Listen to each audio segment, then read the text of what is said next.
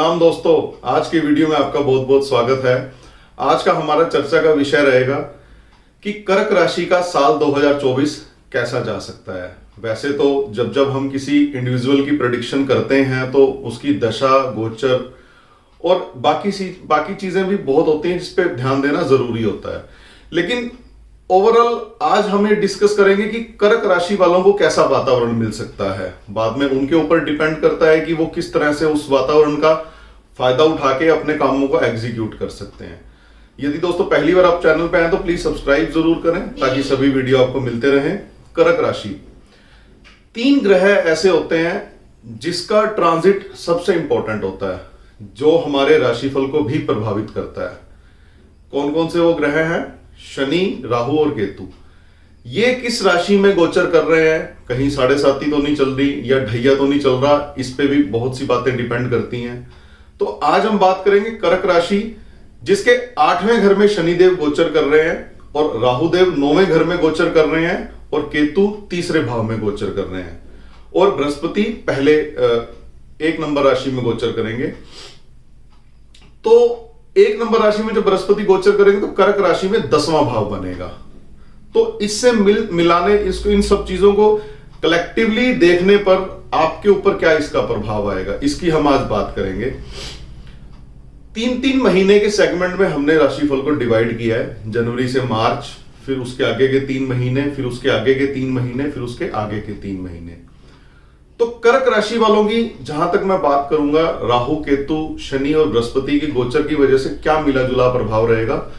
इस साल इनकी जो इंक्लिनेशन है ज्यादा धर्म की तरफ रहेगी और ऐसा भी हो सकता है यदि शनि ग्रह ज्यादा नेगेटिव हुआ तो आपको ऐसा ना हो किसी लीगल मैटर में भी कहीं ना कहीं कोई दिक्कत आए। तो एज ए रेमेडी क्या कर सकते हैं उस पर भी हम आज बात करेंगे। पहले हम बात करेंगे जनवरी से मार्च तक इनका कैसा जा सकता है। जनवरी, फरवरी, मार्च के अंदर इनको भाई बहनों का सहयोग मिलेगा। थोड़ा सा अपनी परिस्थितियों में बदलाव महसूस करेंगे क्योंकि जो पिछले साल जो चीजें इनके साथ घटित हुई, थोड़ा सा महसूस करेंगे कि इस बार थोड़ी सिचुएशंस चेंज हो गई हैं, चाहे वो इमोशनली हो, चाहे वो फिजिकली हो, चाहे वो जो काम करते हैं वहां पे जो भी वातावरण इनके लिए बन रहा है, ऐसा इनको अंदर से ऐसा कुछ फील होगा कि सिचुएशन थोड़ी सी चेंज हो गई है और सामाजिक दृष्टिकोण में भी आपको इनके बदलाव नजर आएगा। कुछ लोगों के करीब पहुंचेंगे और कुछ करीबी लोग ऐसे होंगे जिससे इनको दूरियां बनती नजर आएंगी क्योंकि कुछ चीजें इनकी लाइफ में ट्रांसपेरेंट होनी शुरू हो जाएंगी। इनको पता लगने लगेगा कि कौन हमारा अपना है, कौन हमारा पराया है। और जनवरी फरवरी में जैसे ही ये नई सिचुएशंस को अडेप्ट करेंगे तो मार्च के अंदर थोड़ा सा खुद को स्टेबल महसूस करेंगे। मार्च में इनको लगेगा कि चीजें कुछ इनके अनुरूप हो रही हैं। तो मार्च कुल मिला के एवरेज से आप कह सकते हैं कि एवरेज से गुड की रेटिंग अगर मैं दूंगा तो उसके लिए गलत नहीं होगा। तो जनवरी, फरवरी, मार्च में इनको ऐसी फीलिंग आ सकती है।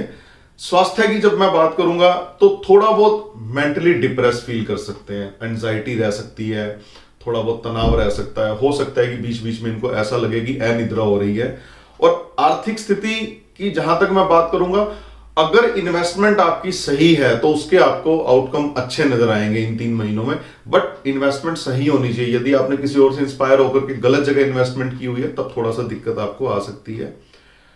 फैमिली के अंदर थोड़ा सा अनस्टेबल फील करेंगे। कुछ लोगों से नजदीकियां बढ़ सकती हैं और कुछ से दूर भी हो सकती हैं। ऐसा जनवरी, फरवरी, मार्च इनका निकलने की संभावना है।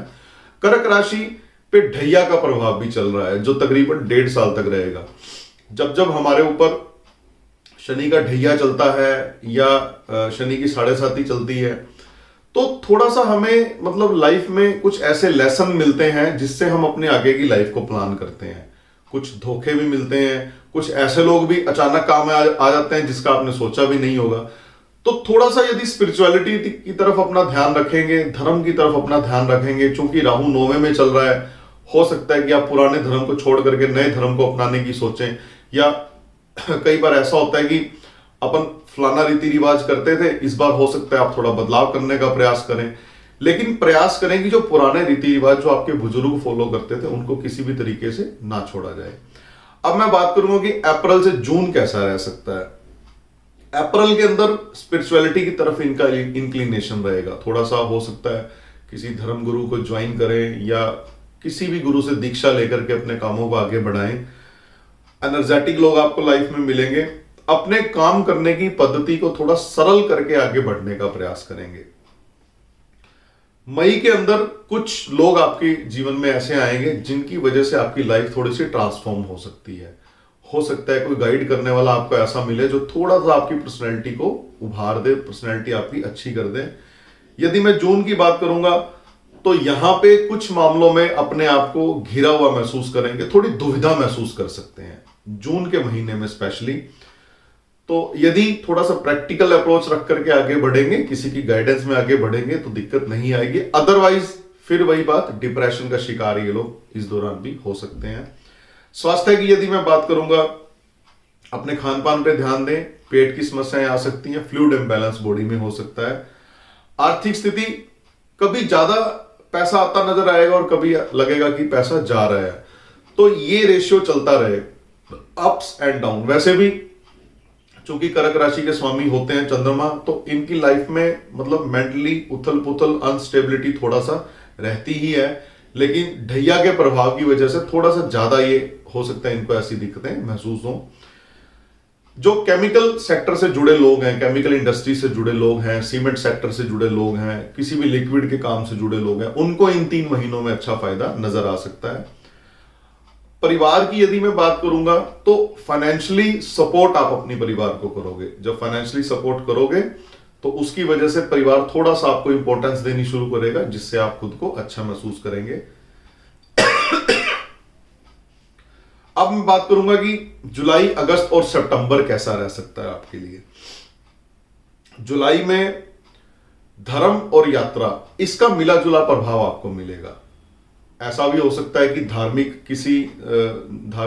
किसी कार्य से आपको यात्रा करनी पड़े, या जब आप यात्रा करके कहीं जाते हैं तो वहां से हो सकता है धर्म से रिलेटेड कोई कार्य करें। कोई भी सोशल कार्य हो सकता है, कोई आप अपने घर से दूर किसी सत्संग में जा सकते हैं, मेडिटेशन कैंप में आप जा सकते हैं। तो इस तरह की चीजें आपको देखने को मिलेंगी। कलेक्टिवली यदि आप लोगों के बीच में बैठ करके समय बिताते हैं, सोशली थोड़ा सा खुद को एंगेज रखते हैं, तो आपको मेंटली कंफर्ट उसमें फील होना शुरू हो जाएगा। अगस्त के अंदर थोड़ा सा आपको ऐसा लगने लगेगा कि जो भी आपको लाइफ में गाइड कर रहा था, या आपको नई सपोर्ट की जरूरत महसूस होगी। आप ये भी कह सकते हो कि खुद को थोड़ा सा थका हुआ और अकेला महसूस करेंगे आप, यदि मैं अगस्त की बात करूंगा। तो सितंबर में मित्रों का सहयोग मिलेगा, कोई ना कोई गाइड करने वाला लाइफ में आ जाएगा, जिसकी आप कमी महसूस आपको हो रही थी बीते दिनों के अंदर। तो सितंबर के अंदर आपको वो कमी पूरी होती नजर आएगी और धीरे धीरे आपको आपकी जो लाइफ है वो ट्रैक पे आनी शुरू हो जाएगी। आपको लगने लगेगा कि शायद अब चीजें थोड़ा सा ठीक होने लगी हैं। और अधिक शीघ्रता से आपको बचना है। आपको इस दौरान ये ध्यान रखना है कि कोई भी कार्य जब आप करने लगे तो थोड़ा सा स्टेबल होकर के उसको सोचें और फिर प्रयास करें कि उसको एग्जीक्यूट करें। ऐसा ना हो कि जल्दी जल्दी में आप कोई अपना नुकसान कर बैठे। तो शीघ्रता आपको ज्यादा जीवन में नहीं करनी। अक्टूबर, नवंबर और दिसंबर की अब हम बात करेंगे।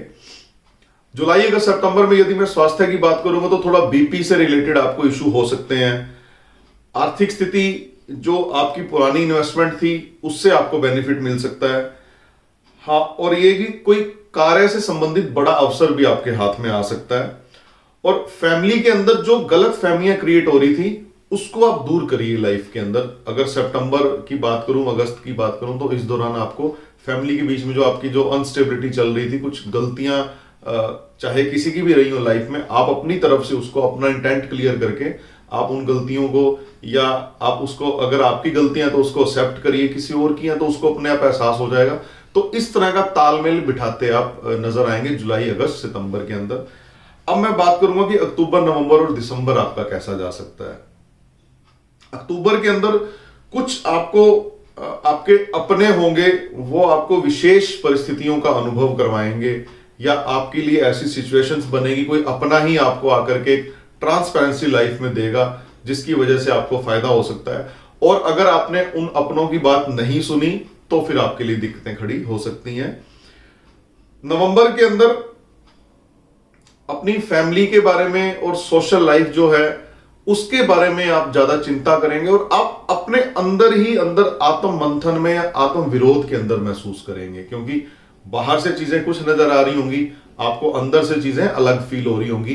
तो थोड़ा सा टाइम दीजिए रिलेशन को, अपनी वाणी पे संयम रखिए ताकि सिचुएशंस आपको जल्दी से जल्दी क्लियर हो और आपके कामों में इस चीज की वजह से आपके कामों में रुकावट ना आए और आपके टारगेट्स जो भी आपने लाइफ में सेट किए हैं उसके अंदर भी आप एक रुकावट महसूस करेंगे। आप खुद को फंसा हुआ पाएंगे, खुद को रुका हुआ पाएंगे।